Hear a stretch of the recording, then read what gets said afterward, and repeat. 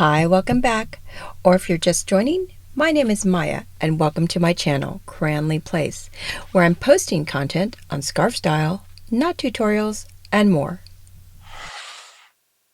In this video, I'll discuss a 90cm silk twill from Hermès's Fall-Winter 2023 collection, Décoiffe by Baptiste Virot. I'll start with some background about the artist, look at one of the techniques characteristic of his comic book style, and then take a deep dive into one of the available colorways to talk about color pairing possibilities. Let's get started.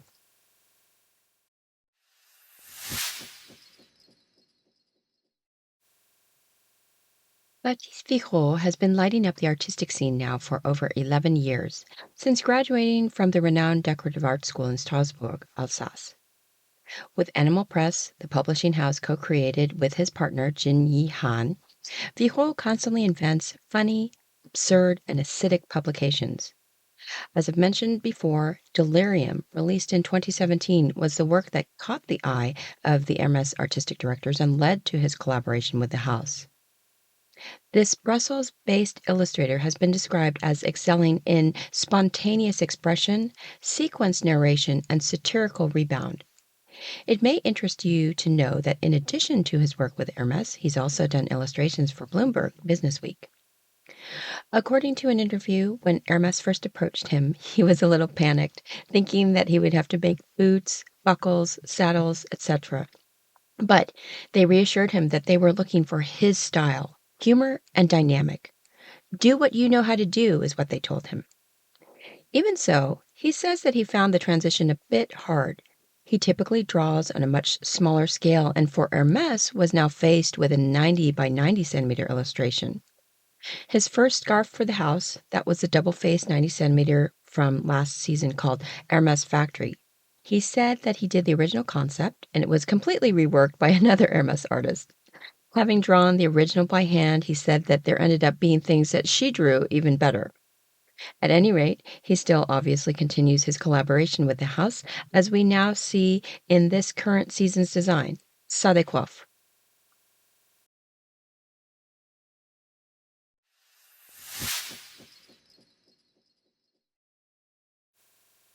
I wanted to talk about Ben-Day dots, since this is a technique that we see applied in Virot's illustrations. These are a staple in the world of printing and comics. Ben-Day dots were named after their inventor, Benjamin Henry Day Jr. He introduced this printing technique in the late 19th century. They are a form of halftone printing. The Ben-Day dots use small, equally spaced dots of various sizes to create the illusion of different shades of gray or color.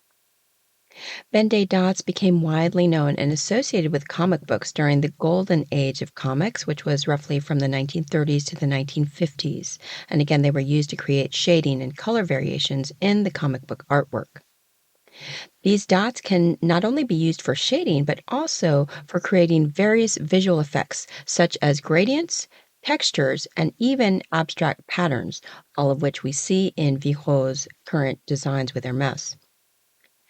Originally, Ben-Day dots were applied manually using a stencil or a template, making the process quite labor-intensive.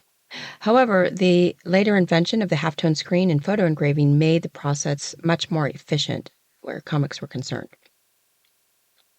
The pop art movement, led by artists like Roy Lichtenstein, embraced Ben-Day dots as a way to replicate the commercial printing aesthetics of comic books and advertisements. That artist's iconic works often featured exaggerated Ben-Day dot patterns. However, with the advent of digital printing and image editing software, Ben-Day dots have been largely replaced by digital techniques. Ben-Day dots have left a lasting mark on popular culture and art, influencing not only comics and pop art, but also graphic design, illustration, and fashion. While the physical use of Ben-Day dots has diminished, they remain an essential part of the history of print and visual communication, showcasing the evolution of printing techniques and their impact on art and design. Vintage comic books and artwork that feature Ben-Day dots are also often sought after by collectors, reflecting the historical significance and artistic value of this printing technique. And obviously, we see that this legacy continues to influence artistic expression and design aesthetics to this day, as we see in the artwork of many talents, such as Baptiste Virot, who continues to draw by hand.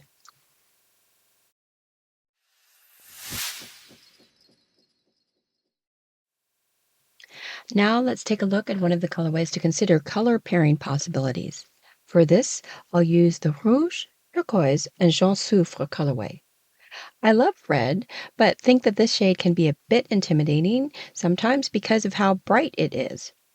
Let's see how we could make this work across a wardrobe. First, let's look at the colors we see. This very bright scarlet red, obviously, it has a lot of orange to it. Turquoise, plus several other shades of green. Jaune Soufre, which is that yellow inspired by the chemical element sulfur. Sky blue, also some mid-tone and darker blues. Oranges, browns, gray, black, and white.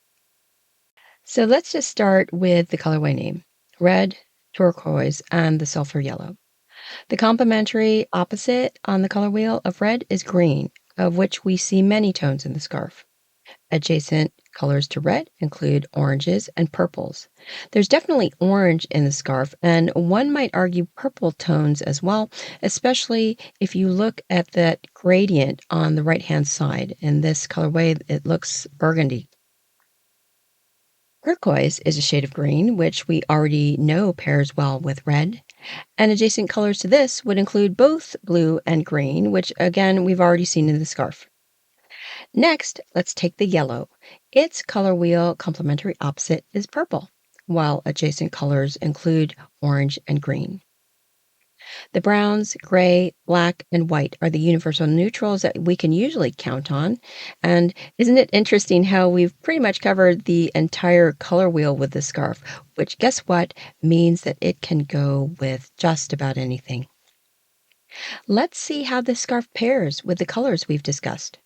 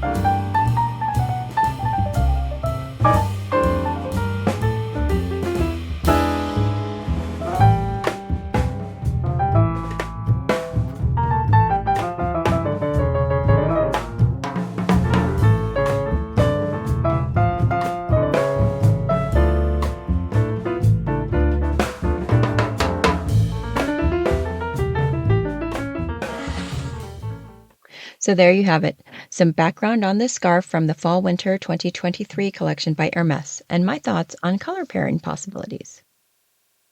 Please like and share the video if you enjoyed it, and let me know what you think in the comments. In future episodes, I'll share other scarf reviews, tutorials, and more, so be sure to subscribe to be notified of new videos. Thanks again for joining me today. Until next time.